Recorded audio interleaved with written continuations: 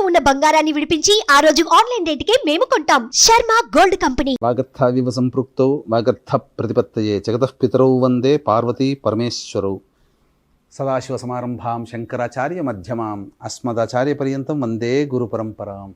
ఆదిత్యాయ చ సోమాయ మంగళాయ బుధాయ చ గురుశుక్ర శనిభ్యశ్చ రాహవే కేతవే నమః. శృంగేరి జగద్గురు పీఠాధిపతులకి కంచి పీఠాధిపతులకి నమస్కారములు తెలియజేసుకుంటూ కార్యక్రమాన్ని ప్రారంభిద్దాం. ఇక ఈ నవంబర్ మాసంలో 16వ తారీఖు నుంచి 30వ తారీఖు వరకు సింహరాశి వారికి మంచి చెడు ఏ విధంగా ఉండబోతుందో తెలుసుకునే ముందు గ్రహ సంచారం తెలుసుకుందాం. రాశి నుంచి 2వ ఇంట కేతువు, 4వ ఇంట రవి బుధుడు, 5వ ఇంట శుక్రుడు, ఈ 7వ ఇంట శని భగవానుడు, 8వ ఇంట రాహువు, 10వ ఇంట గురువు, 12వ ఇంట కుజుడు.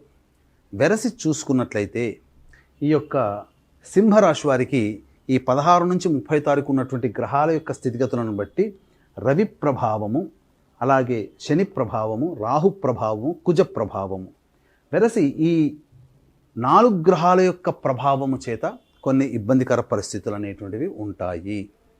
జాగ్రత్తలు పాటించండి. ఎటువంటి ఇబ్బందికర పరిస్థితులు అంటే ఈ యొక్క సంబంధించినటువంటి 15 రోజుల పాటు సమస్యలుగా ఉంటాయంటే అదృష్టం ఏంటంటే ఈ 15 రోజుల్లో 9 రోజులు శుభదినాలుగా చెప్పవచ్చు.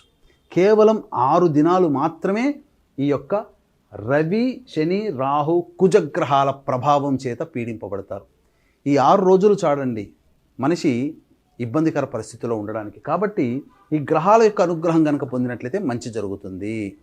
ఇక గమనించాల్సినటువంటి అంశం ఏంటనంటే ఏ రకమైనటువంటి ఇబ్బందులు ఎదుర్కొంటారు. ముఖ్యంగా ప్రభుత్వ రంగంలో ఉన్నటువంటి ఉద్యోగస్తులు జాగ్రత్తలు పాటించండి. బదిలీలకు సంబంధించిన ప్రయత్నాలు కష్టతరంతో పూర్తి అవుతాయి. నూతన ఉద్యోగం కోసం ప్రయత్నం చేసేవాళ్ళు కాస్త సంయమనం పాటించండి, మంచి జరుగుతుంది. ఇక ప్రభుత్వ కాంట్రాక్టులకి ఆశించిన మేర డబ్బులు రికవరీ కాకపోవడం కాస్త ఇబ్బందిగా మారుతుంది. ఇక అన్నిటికంటే భాగస్వాములు లేదా జీవిత భాగస్వాముల మధ్య కొంత అవగాహన లోపం, సర్దుబాటు కావడానికి కొంత టైం పడుతుంది. అవగాహన లోపాలు అనేటివి ఉంటాయి. ఇక ఆరోగ్యం పట్ల శ్రద్ధ వహించాల్సినటువంటి పరిస్థితి, ముఖ్యంగా ఏ పని చేయాలనుకున్నప్పటికీ కూడా ఆ పనులలో మీకు సజావుగా సాగకుండా అవరోధాలు కలుగుతూ ఉండడం, మనశ్శాంతి లేకపోవడం అనేటువంటిదే ఎక్కువగా గోచరమవుతుంది. ఇక గమనించుకున్నట్లయితే వివాహం కావాల్సిన అబ్బాయిలకి అమ్మాయిలకి చక్కగా వివాహం జరిగి తీరుతుంది. మీ యొక్క వాక్కుకి విలువ పెరుగుతుంది. తద్వారా మీరు సంఘంలో మంచి పేరు ప్రతిష్టలు పొందుతారని చెప్పవచ్చు. ఇక రియల్ ఎస్టేట్ రంగంలో ఉన్నటువంటి వ్యాపారస్తులు, ఏజెంట్లు, అలాగే రైతులు, అలాగే ఎలక్ట్రానిక్స్ అండ్ ఎలక్ట్రికల్ రంగంలో ఉన్నవాళ్ళు, మైనింగ్ వ్యాపారస్తులు, మైనింగ్ రంగంలో ఉన్నవాళ్ళు, ముఖ్యంగా లాయర్లు, ఈ సంబంధించినటువంటి వృత్తుల్లో ఉన్నటువంటి వారికి కొన్ని ఇబ్బందికర పరిస్థితులు అనేటువంటివి ఉంటాయి.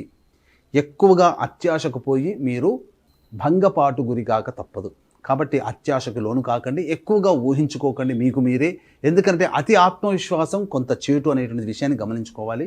ఇక ఈ చెప్పబడినటువంటి మైనింగు, లాయర్సు, అలాగే ఈ రియల్ ఎస్టేట్ రంగంలో ఉన్నవాళ్ళు, ఎలక్ట్రానిక్ అండ్ ఎలక్ట్రికల్స్ రంగంలో ఉన్నవారు, సాఫ్ట్వేర్ రంగంలో ఉన్నటువంటి వాళ్ళు నూతన పనులు చేయడానికి శ్రీకారం చుట్టకండి. వ్యాపార విస్తరణకి సరైన సమయం కాదు, ఉద్యోగ మార్పుకి కూడా సరైన సమయం కాదు అని, ఈ వృత్తుల్లో ఉన్నటువంటి వాళ్ళు ఉద్యోగ మార్పుకి సరైన సమయం కాదనే విషయాన్ని జ్ఞప్తికి తెచ్చుకోవాలి.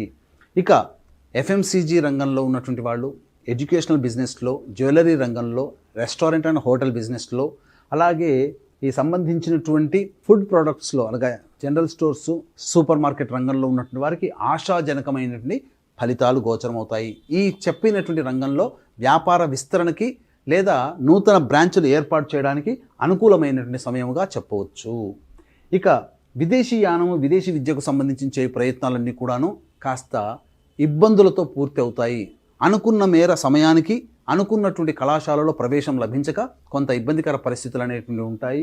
వారసత్వంగా సంబంధించినటువంటి ఏదైతే ఆస్తి వివాదాలు ఉంటాయో అవి మళ్ళీ పోస్ట్పోన్మెంట్ అయ్యేటువంటి అవకాశాలు, క్లియరెన్స్ కాకుండా పోస్ట్పోన్మెంట్ అయ్యే అవకాశాలు గోచరమవుతున్నాయని చెప్పవచ్చు.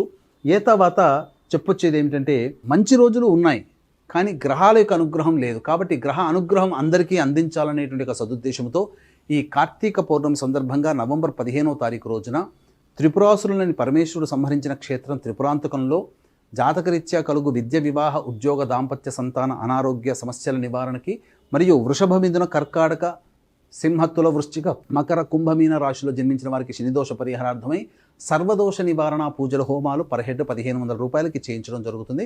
ఈ కార్యక్రమ తదనంతరం కాంటాక్ట్ చేసి గోత్రనామాదులు నమోదు చేసుకోవచ్చు.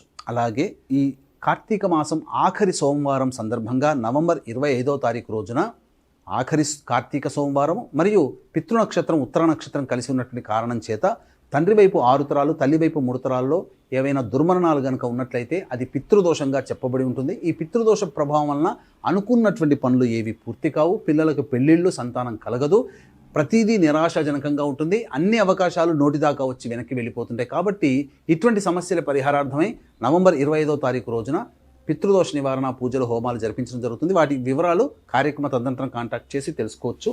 ఇక గమనించుకున్నట్లయితే ఈ నవంబర్ 16వ తారీఖు నుంచి 30వ తారీఖు వరకు ఈ సింహరాశి వారికి ఏ విధంగా ఉండబోతుందో తెలుసుకునే ముందు ప్రధానంగా అనగా ఏ రోజుల్లో ఖర్చులు ఉంటాయి, ఆదాయం ఎప్పుడు ఉంటుంది, మానసిక స్థితిగతులు ఎట్లా ఉంటాయని క్లుప్తంగా తెలుసుకుందామండి. ఇక 16, 17 తారీఖుల్లో కనుక గమనించుకున్నట్లయితే ఈ యొక్క సింహరాశి వారికి ప్రధానంగా చేస్తున్నటువంటి ప్రయత్నాల్లో మీకు మంచి జరుగుతుంది. పెద్దల సహాయ సహకారాలతో మీ యొక్క పనులు పూర్తి చేసుకుంటారు. ఉద్యోగార్థులకి ఆశాజనకంగా ఉంటుంది. నిరుద్యోగస్తులకి ఉద్యోగం లభించి తీరుతుంది. దేవాలయ దర్శనం చేస్తారు. 18, 19, 20 తారీఖుల్లో ఈ సింహరాశిలో జన్మించిన అన్ని రంగాలలో పనిచేస్తున్నటువంటి వాళ్ళకి, వ్యాపారస్తులకి, వృత్తులకి ఉన్నటువంటి వాళ్ళకందరికీ కూడా శుభములు కలుగుతాయి. అనగా అంతా ఆశాజనకంగా ఉంటుంది, లాభసాటిగా కూడా ఉంటుందని చెప్పవచ్చు. 21, 22 తారీఖుల్లో మాత్రం ఖర్చులు అధికంగా ఉంటాయి, మానసిక ప్రశాంతత లోపిస్తుంది, ఉద్రేకానికి గురవుతారని చెప్పవచ్చు. అనగా ముఖ్యంగా ఏ పని చేసినా మిమ్మల్ని ఉద్రేకపరిచే విధంగానే సంఘటనలు చోటు చేసుకుంటాయి. కాబట్టి జాగ్రత్తలు పాటించండి. ఇక 23, 24వ తారీఖులో కనుక చూసుకున్నట్లయితే పెండింగ్లో ఉన్నటువంటి పనులన్నీ పూర్తి చేసుకుంటారు, ప్రశాంతకరంగా ఉంటారు. అలాగే బంధుమిత్రులతో చక్కగా ఆనందంగా గడుపుతారు, బాధ్యతాయుతంగా ఉంటారు, అవసరానికి డబ్బు చేతికి అందుతుంది. ఇక 25, 26, 27 తారీఖుల్లో కనుక చూసుకున్నట్లయితే మానసిక చంచలత్వం ఎక్కువగా ఉంటుంది. కుటుంబ సభ్యులతో సరిగ్గా మాట్లాడకపోవడం, బిహేవ్ చేయకపోవడం, తద్వారా వాళ్ళ అసహనానికి గురవుతారని చెప్పవచ్చు. ఖర్చులు కూడా ఉంటాయని చెప్పవచ్చు. ఇక 28, 29 తారీఖుల్లో రాని బాకీలు వసూలవుతాయి. ముఖ్యంగా మీ అవసరాలకి తగ్గట్టుగా, ఖర్చులకి తగ్గట్టుగా ధనము చేకూరుతుంది. అన్ని విధాలుగా సహాయ సహకారాలు మీరు పొందుతారు. నూతన వ్యక్తుల పరిచయం కలుగుతుంది. ఇక 30వ తారీఖు రోజున ముఖ్యంగా గృహోపకరణాలకి, వాహన మరమ్మతులకి ఖర్చులు అధికంగా ఉంటాయి. తల్లిగారి ఆరోగ్యం పట్ల శ్రద్ధ వహించాల్సినటువంటి పరిస్థితి. ముఖ్యంగా ధనముని నష్టపోతారు. అలాగే వాహనం నడిపేటప్పుడు జాగ్రత్తలు పాటించండి. ఏ తర్వాత చెప్పొచ్చేది ఏమిటంటే 21, 22, 25, 26, 27 మరియు 30వ తారీఖులో ఖర్చులు అధికంగా ఉంటాయి. సంయమనం పాటించండి. ఖర్చులను తగ్గించుకోండి లేదా వాయిదా వేసుకోండి. మరింత ఆశాజనకంగా, ఆనందంగా ఉంటారని చెప్పొచ్చు. ఇట్టి సింహరాశిలో జన్మించినటువంటి వారు మీకు గోచారరీత్యా కలిగే సమస్యల పరిష్కారం కోసం ప్రతిరోజు కాలభైరవాష్టక పారాయణము మరియు చంద్రశేఖరాష్టక పారాయణం రోజుకి 3 సార్లు పఠించండి. ఆనందంగా ఉంటారని చెప్పొచ్చు. ఇప్పుడు చెప్పినటువంటి శుభ అశుభాలకి భిన్నంగా మీ యొక్క జీవితం ఉన్నది అని అంటే మీ యొక్క జన్మ జాతక రీత్యా నడిచేటువంటి గ్రహాల స్థితిగతుల ప్రభావం కావున దగ్గరలోని మంచి ఉపాసనా పరులైనటువంటి పండితులని సంప్రదించి వారి సలహాలు సూచనలు పాటించినట్లయితే మరింత మెరుగైన జీవితాన్ని పొందుతారని ఆశిస్తూ సర్వం శ్రీ ఉమామహేశ్వర పరబ్రహ్మార్పణమస్తు.